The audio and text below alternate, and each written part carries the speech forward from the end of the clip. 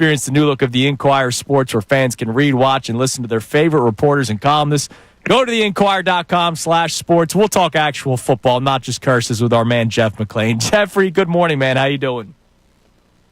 Good morning, guys. How are you? Good, buddy. We're doing good. Obviously, you had your first chance to see the team last week with OTA'S. I know minicamp will be continuing before we get to training camp, but sort of some of your first reactions that sort of popped off, maybe some of the younger players, anything catch your eye last week at the beginning of OTA'S, Jeff? Not much in terms of performance or scheme. I guess it's just probably more the depth chart stuff is what we're most concerned with, or at least what I was concerned with, where they had guys, although obviously at this point, right, the depth chart is more a seating chart, as Chip Kelly used to say.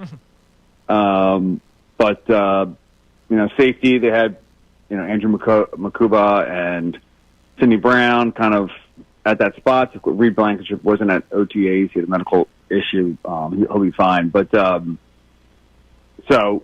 to kind of decipher who they have, one ahead of the other, at that spot. But my guess will be between those two. They kind of rotated a few other safeties in that spot, but clearly that job is up for grabs. At right guard, you had Tyler Steen. I think he was there for most of the day. But I think most of us anticipated him kind of being given every opportunity to win that job. We'll see. There's other guys that are vying for it, so I don't think they're just going to hand it to him. Jeremiah Trotter was at the off-ball linebacker spot opposite, Zach Bond. We'll see how that ends up. Jahad Campbell is still not practicing. He's injured, coming off the shoulder surgery.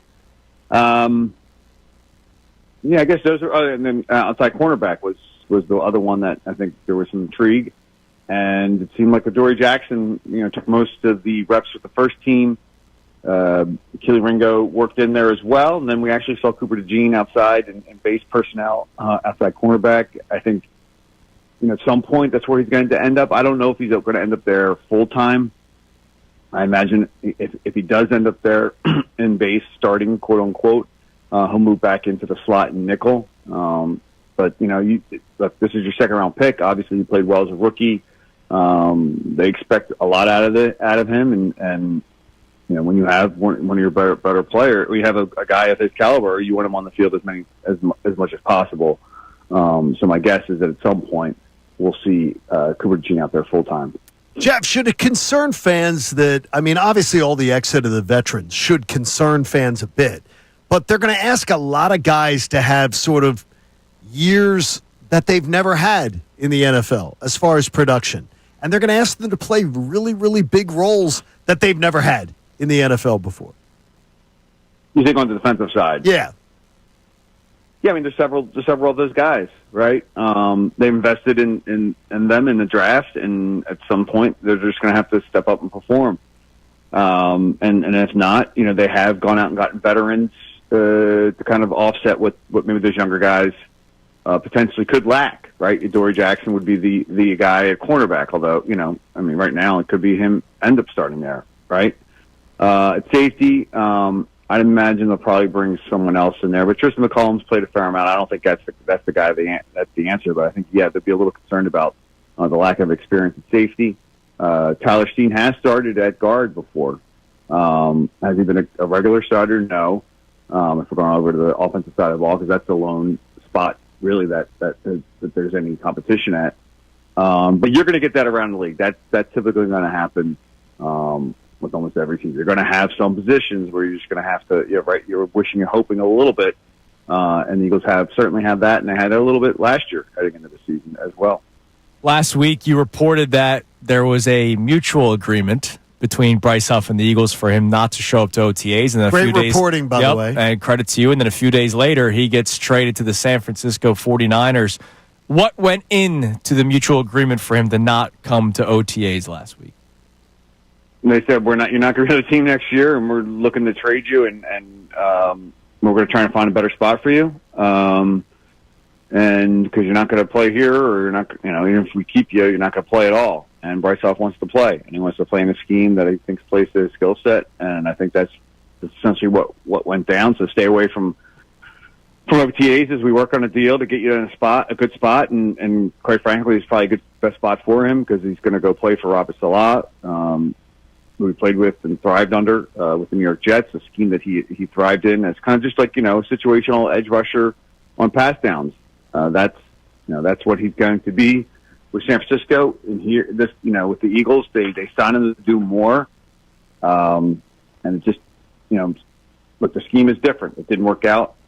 And that's why he's not here. That being said, this was obviously a bad signing. And they're going to have to pay, they're on the hook a lot financially still for him, in terms of cash and cap. I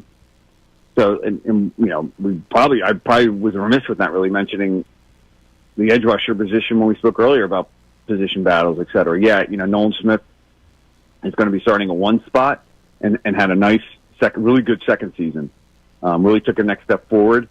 But, to be that number one guy, he hasn't quite done that yet. And then you look at the other side, with no Josh Sweat, a guy that you could rely on to be somewhere in the, 7.5 to 10 sack, 12 sack range. Right now, I guess Jalix Hunt is penciled into that spot. And I think Jalix, when called upon late last year, his production increased. But, that's a lot. That's not nearly what they're going to, ask for him. The second season, they went and signed some other free agents, Aziz Ojulari, Josh Uche. Those guys have done it before, but maybe Eagles are hoping for them to play a little more like they did in previous seasons. So the edge rusher position is a position of concern, and you go back to the Huff signing, and they're kind of in this position right now because that was not that was like basically the lone poor signing that Howie Roseman had made entering last season, but to his credit, it didn't affect them at all, and they won a Super Bowl. But moving forward, it's going to affect them in terms of the cap and how much they have to spend in cash. Jeff, just to put a bow on the whole Huff thing, the last offseason, the Zach Bond signing seemed to get all the credit was given to defensive coordinator Vic Fangio for finding him, scouting him, saying he's the guy. Howie really got no credit for that. Do you believe Vic Fangio had a lot of say in Huff coming here, in Devin White coming here? Because those were two big swing and misses. Well, look, I mean, to get back to Bond. I mean, now Howie and his staff, they scouted him and they brought him to Fangio and thought, okay, yeah, this guy does have versatility, So like, it's not like a black or white thing, right? I mean, everybody's involved in that process, and Vic certainly was the one who said, no, this is what he is, and I see him this way, and it became that. So Vic deserves a lot of credit, but I mean, the scouting department, Howie and the scouting department were the ones who kind of brought him to him and saw that he had that potential, and had been on him for a while. So, credit goes around to multiple people for that. And then when it comes to Huff, from what I understand, it was like, no. I mean, Vic, hey, look at him. What do you think? I don't think Vic was as like, this is someone that yeah. I mean, he's going to sign off on him. They're going to go to Vic. He's going to watch the film. But sometimes, there's a little more of like, hey, this is the scouting department. This is who we really like. This is who we're going to sign. This is who we're going to invest in. The coach that maybe not have as much say. And I'm not trying to like give more credit to Vic than he deserves, or take more away from the scouting department than maybe they deserve. But in this case, they got this one wrong. But yeah, I would think it's fair to say that, yeah, probably Vic didn't have as much say in this one as he did in how Bond eventually developed. But I mean, Vic was the one who said, like, hey, very early in last offseason when, I think I was the one who asked the question. In fact, I was the one who asked the question because I knew that he'd never really defended the run, and I knew that was going to be something that's going to be required of him in terms of this scheme, how he's going to defend the run. And he's like, yeah, it's something he can't do right now. Very early in camp, and it's like, okay, they signed this guy to, $17 million a year contract, and he can't do one of the things that you're required to do in this scheme. Obviously, that's the way it played out. And it wasn't just that. It was other factors as well. Jeff, listen, man, we appreciate the time as always. I forgot to bring it up last week. I forgot to congratulate you on your Spurs, man. Tottenham with the big win. I know you were all fired up with that last week. Oh yeah. I mean, for all those Premier League fans out there, I know there's tons that are listening on this.